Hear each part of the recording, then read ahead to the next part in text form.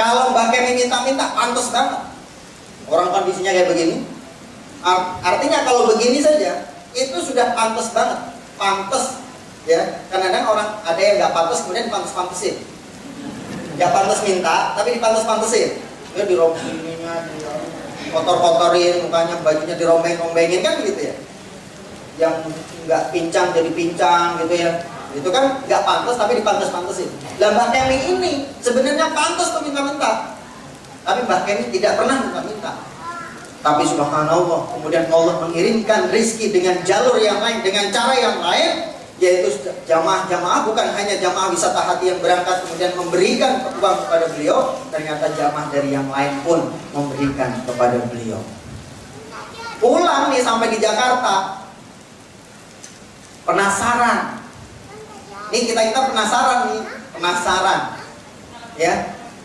Berapa sih uang yang dikasih Mbak Kemi gitu kira-kira. Penasaran, namanya juga penasaran. Orang berangkatnya umrah sama Mas Tarmizi, bareng sama Mas Tarmizi waktu itu. Bareng sama Mas Tarmizi. Alhamdulillah.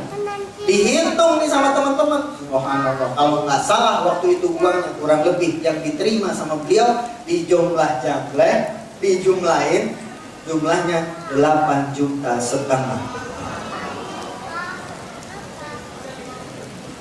8,5 juta, kemudian beliau melanjutkan perjalanan sampai tiba di Jakarta, kemudian melanjutkan perjalanan ke Magelang. Sampai di Magelang beliau bingung lagi karena rumahnya loh kok udah pangling, ternyata udah jadi tembok. Yang tadinya ini nih, selama Mbak Kemi berangkat ke Tanah Suci ada donatur, ada seorang orang kaya yang melihat rumahnya Mbak Kemi, dapat ceritanya, kemudian datang ke rumahnya Mbak Kemi dan dibangun menjadi rumah tembok. Subhanallah. 2 bulan setelah itu beliau meninggal dunia. Masya Allah. Luar biasa. Cerita ini buat saya sendiri jadi malu. Ya Allah, sedemikian miskinnya Mbah Kemi. Kita selalu beranggapan orang kayak Mbah Kemi ini butuh zakat, orang kayak Mbah Kemi ini butuh sedekah, ya kan? Kan begitu. Kalau kita mengeluarkan zakat, mengeluarkan infak dan sedekah karena melihat orang lain susah, karena pengen membantu orang lain. Padahal sebenarnya yang terjadi adalah sedekah itu menolong diri kita sendiri. Menolong diri kita sendiri. Dan Allah akan memperlipat gandakan. Ikhlas gak ikhlas, Allah balas. A'udzubillahi minasyaitonir rajim. Bismillahirrahmanirrahim. Mathalul ladzina yunfikuna amwalahum fi sabilillah kamathali habbatin ambatat sab'a sanabila fi kulli sumbulatin mi'atu habbah wallahu yudha'ifu liman yasha wallahu wasi'un alim. Perumpamaan orang yang menafkahkan hartanya di jalan Allah seperti halnya 1 biji benih yang menumbuhkan 7 tangkai dan setiap tangkai terdapat 100 biji. Begitu membuat perlipatan yang kayak begitu buat Allah terlalu mudah. Gampang buat Allah kayak begitu. Gampang sekali buat Mbak Kemi yang gak pernah minta-minta, kemudian Allah menghadirkan rezeki. Secara logika manusia, mungkin gak Mbak Kemi dapat pekerjaan, kemudian digaji sama orang, kemudian ada orang yang kemudian ngasih tanpa ada sebab macam-macam, nggak minta, kemudian Allah ngasih. Mungkin gak? Ternyata buat Allah yang seperti itu sangat mudah bagi Allah untuk melakukannya. Jadi kalau kita susah, bukan berarti kemudian kita harus kayak Mbak Kemi dulu, kan gak kayak gitu juga. Bisa jadi orang yang sudah kaya, bagaimana agar Allah mempertahankan kekayaan kita. Orang yang sakit, bagaimana Allah kemudian membuat keputusan lain, mempermudah caranya, mempermudah dokternya, mempermudah cara bayarnya. Kayak begini nih, ya. Ini yang biasanya orang berpikiran kalau orang bisa sedekah itu berarti orang udah kaya. Bukan. Mbak Kemi apakah kaya? Enggak. Apakah beliau kemudian tidak bisa berangkat haji? Buat Allah memberangkatkan umroh begitu mudah. Begitu mudah. Allah juga membangunkan rumah yang tadinya gede jadi tembok. Begitu mudah Allah menghadirkan rizki yang berangkat cuma bawa uang 50.000. Kalau logika manusia kita biasa nih, kita yang ada bawa 8 juta, pulang tinggal 50.000. Ini biasanya begitu. Nah ini bawanya 50.000, pulangnya jadi 8 juta, kan aneh. Tapi buat Allah yang kayak begini mudah.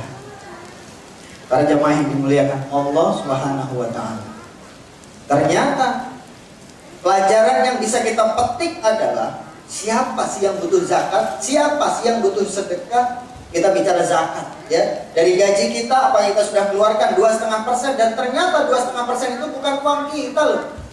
Kalau kita nggak ngeluarin yang 2,5%, maka kita memakan hartanya orang lain, dan harta yang kita makan itu adalah hartanya orang du'afa.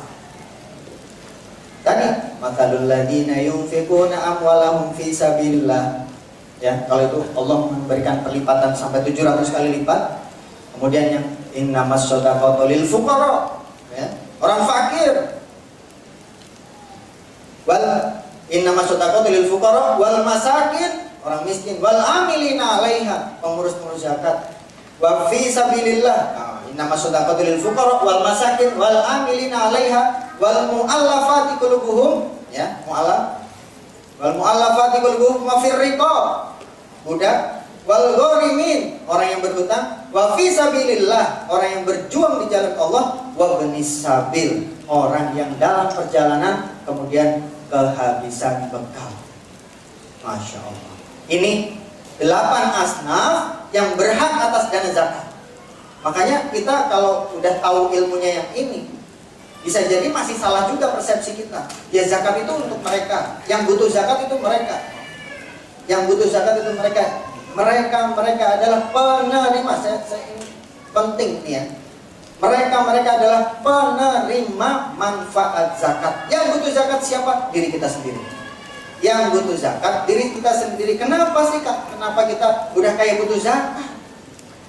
Nah itu uangnya orang lain, uangnya orang-orang 8 asnaf ini yang dititipkan oleh Allah melalui harta kita, melalui rizki kita. Jadi kalau kita tidak berzakat, kejahatan yang kita lakukan melebihi kejahatan kita sebagai pencuri. Kok bisa sih gak zakat melebihi seperti orang pencuri, bahkan lebih tinggi derajat daripada seorang pencuri? Karena kalau pencuri, yang dimasukin, yang dicolong, yang dimaling adalah punyanya orang-orang kaya.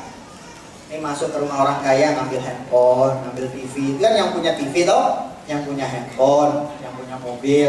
Misalnya ada maling atau apa.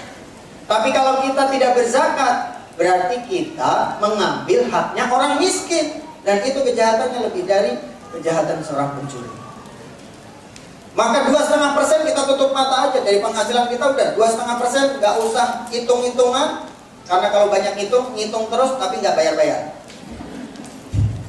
Yang 2,5% mah nggak usah dihitung, 2,5% langsung aja keluarin, ya, 2,5% langsung keluarin zakatnya. Jangan berbagai pertimbangan, kan kebutuhan saya ini, kebutuhan ini. Kalau kita menurutin kebutuhan kita nggak habis-habis, ya.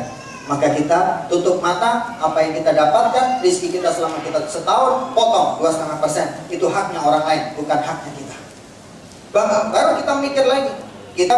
Kalau pengen kayak Mbak Ken ini, subhanallah, bukan hanya 2,5%, 5%, 10%, 90,9%, 95% yang disedekahin. Subhanallah. Ya, sampai sedemikian luar biasanya tuh Mbak Ken. Nggak ngitung lagi. Kalau 2,5% kira-kira 23.000 dari 950, kira-kira gitu ya. Tapi buat Mbak Ken nggak ngitung. Udahlah, 50.000 aja yang saya bawa, yang 900 disedekahkan. Masya Allah. Para jamaah yang dimuliakan Allah, ini menjadi pelajaran buat kita. Zakat, infak, dan sedekah. Zakat wajib, waktunya tertentu, ya, diberikan kepada orang tertentu. Nah ini bedanya. Kalau zakat itu uangnya tertentu. Kalau sudah mencapai nisab, sudah mencapai haul, kemudian dikeluarkan dalam jumlah tertentu karena hitungannya 2,5%, dan diberikannya juga kepada orang tertentu. Yang tadi 8